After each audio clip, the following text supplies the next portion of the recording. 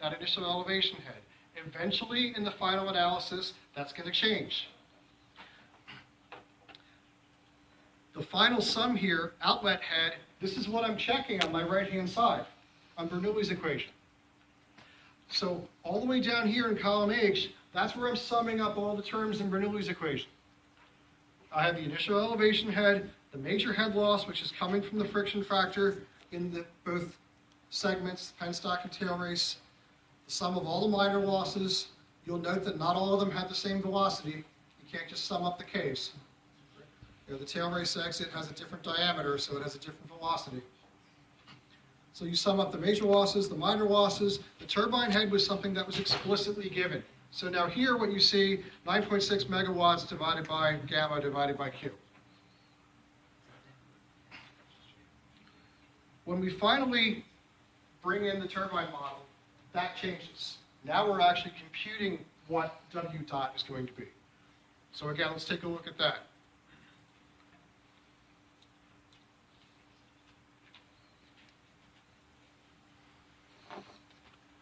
Round and round the cursor goes.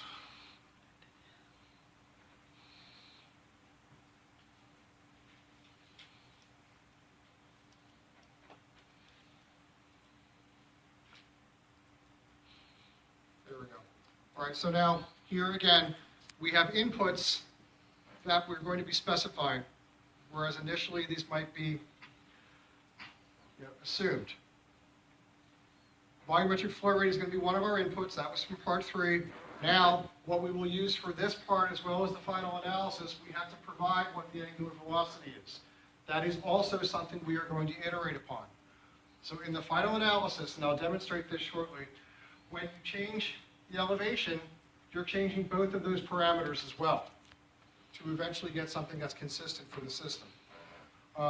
The turbine model requires all sorts of different sizing parameters. It takes the inlet and outlet radius. From that, you have to compute what the velocities are coming into the turbine blade, omega times R, in and out. Or you have to factor in the angles for the blades that I gave you. One is 15 degrees, the other is 90 degrees coming in and out. From that, you then compute the work. So this formula here that I've listed for the work is directly equation 5. Now from that, I need to compute the torque. So that's equation 6. That's what I've done up here.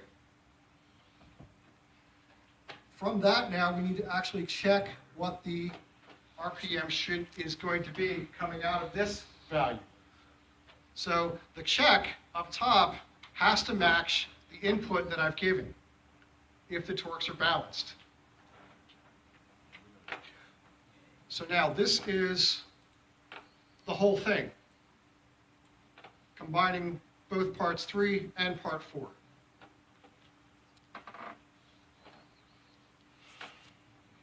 So now I have 3 inputs that I'm going to be changing.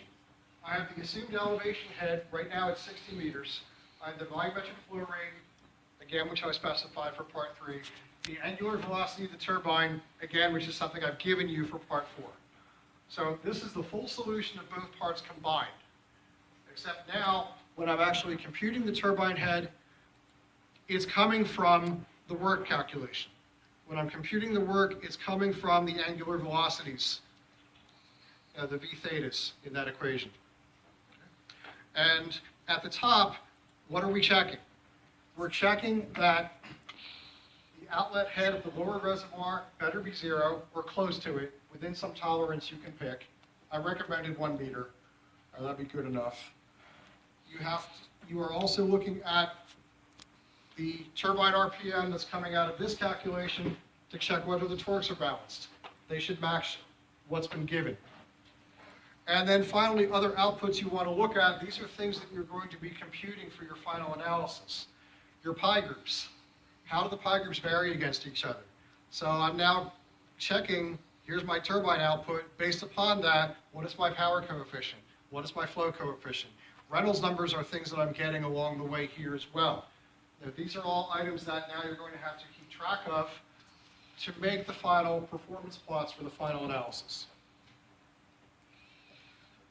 Now, there are several things being changed when we want to change the elevation. Let's say, for the sake of argument, I'm going to drop this from 60 meters to 50 meters elevation.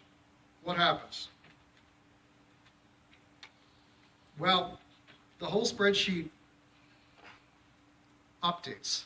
So now I'm completely off on my outlet head, and we need to adjust the volumetric flow rate, and we need to adjust the angular velocity such that this zeroes out again. What I recommend that you do are two things. One, alternate the parameters that you are changing.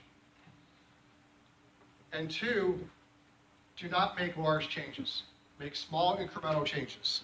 So let's say, for example, from 17.2, let me drop that to just 17. Okay. Now what's happened? Whoops.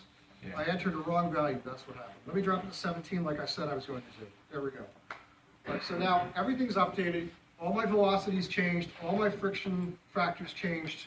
Head losses changed. All right. And my output turbine RPM from the torque balance also changed. So it's basically telling me, here's a new RPM to try. So take this new value and let's just put it in here. 29, roughly.